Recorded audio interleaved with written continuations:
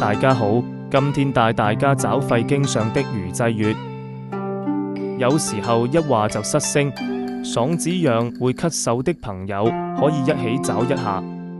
魚為拇指掌肌肉的形狀，際為邊際，穴位位於拇指掌肌肉的邊際，所以被稱為魚際穴。下面帶大家學習如何取穴。兩手自然相握，大拇指指尖垂直向下的位置就是魚際穴的位置。